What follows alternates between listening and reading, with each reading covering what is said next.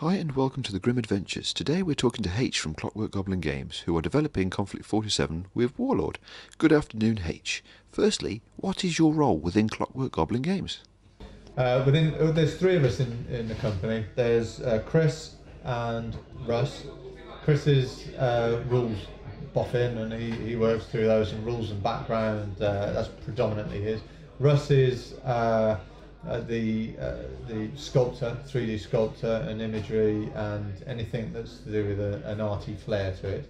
And my area is 3D printing. Smashing. So I do predominantly 3D printing, but we all find that our roles cross over in every area and every aspect. So you just help each other out. Yeah, bouncing off a bit rules. ad hoc. Yeah, bouncing off rules with each other, and also working on unit design, coming up with ideas for new units. Conversations mostly we'll ping each other a message saying I've had an idea for this unit, I've had an idea for that unit, and that's how they kind of build and develop from there. With your specific role with the actual designing on the 3D printer side, is it actual like on the computer sculpting kind of thing, or is it just? No, Russ is the sculptor. You're yeah. Russ does all the sculpting. He then sends the 3D images to me via our Dropbox. Yeah. I pick those up off the Dropbox, and then I do the 3D printing, and I do that from home. Cool. Then all of that stuff then gets sent to Warlord. Yeah. Once then it's past scrutiny there, it then gets made into production figures, comes back to either me or a chap who does our painting for us, Ben McIntyre, Demon Brush, I think it is, something like that. Yeah. He does all of the painting for us, and then some of the he does some of the painting for us, and I do some of the stuff as well. I do a fair amount of the vehicles. Yeah. But that's time permitting. Do you have a favourite model that you've had input in making or anything like that? The latest one, really. It's just the latest one, Just really. the latest one. It is, yeah. Every time a new one comes out, I've seen the Japanese walker thing. Yeah. The spider tanks. And they are shouting out to me, "Buy me, take my money," kind of thing. And I'm looking at them. And that is good to hear. for me, because they remind me of everything about the Japanese thing mixed into one, and it's the entire imagery behind it is something special. So that's cool. That'll make me go out and buy it. Good, excellent. And what's it like working within ClockWork Goblin and working with Warlord Games? Well, we work because we're not actually based together, and because we're not actually based within Warlord Games. You're kind of out on your own doing what you think should be the right thing at the right time, and then there's messages pinging back and forwards. But we started working together, and then we came up with the idea of doing a weird World War II version and 15mm, because we had the 15mm range. Sorry, we had the 15mm range, War Without End. Yeah. But we decided we wanted to put that into 28mm. So then we looked at different rule sets and how we could make that work, design our own rule set, or whether we come up with a rule set that just tags on naturally to another system. We also played bolt action at the time, and it seemed like the right thing to do, that they would sit together, the synergies were there. So we then approached Warlord Games. Yeah. And that's kind of how it came about. I mean, it's a little more complex than that, but that's the easy route. Working with Warlord's great. I mean, we work with Paul Sawyer at Warlord quite closely, backwards and forwards on design. The difficulty is that Russ can design on a screen something that is beyond the ability for the printer. Yes. I can print something that is beyond the ability of Warlord Games to be able to put into production. Yeah. So what we have to do in mind, we have to rewind right the way back. What capabilities of machines itself? Yeah, what can the machine, what can they cast in the end result? Yeah.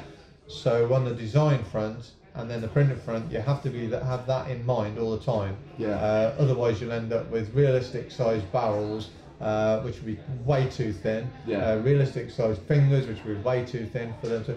Because Russ can sculpt them, I can mostly print it, but I can't do everything that he could do. But then they also can't produce everything that I can print as well. That's fair enough.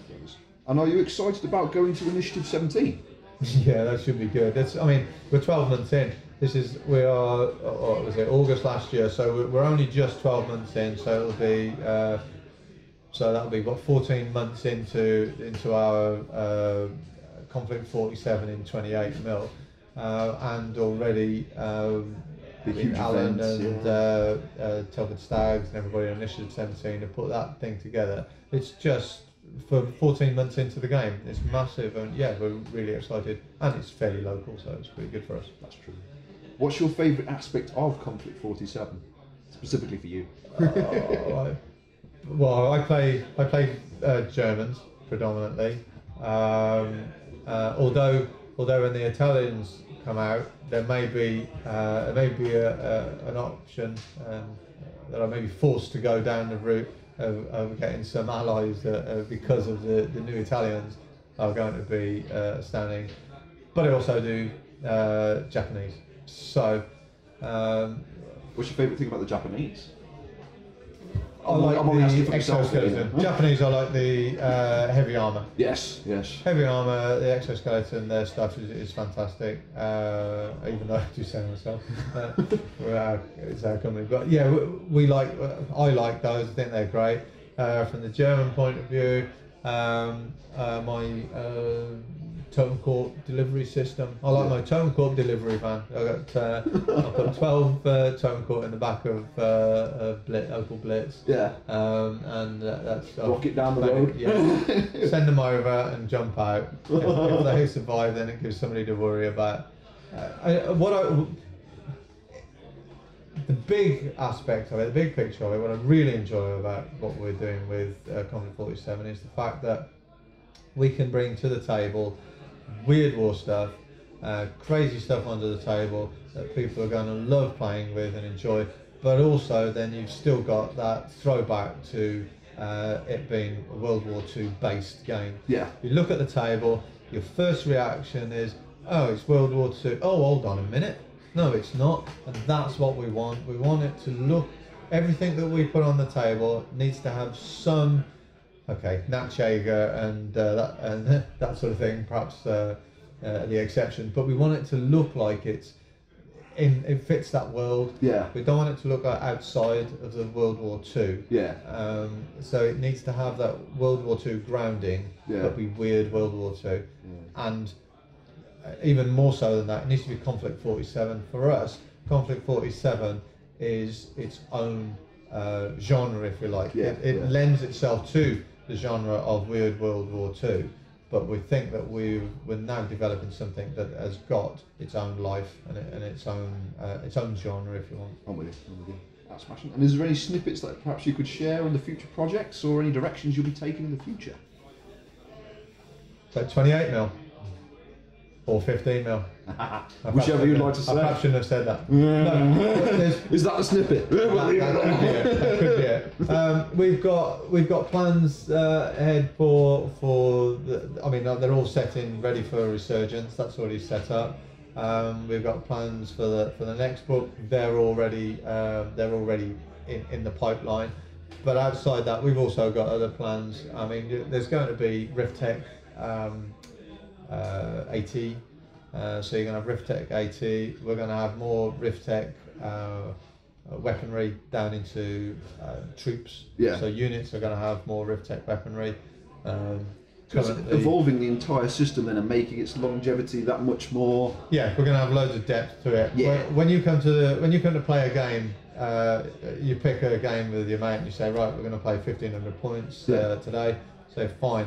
Now I have a massive problem with what 1,500 points do I choose. That's where we want to be, is at the point of what units do I put in, what units can I leave out, how can I do that, how can I choose between one fantastic unit and another fantastic unit. And that's the problem we'd like everybody to have. Thank you to Aitch for taking the time to talk to us, and I look forward to seeing him at Initiative 17. Thank you all for listening, and see you all next time on the Grim Adventures.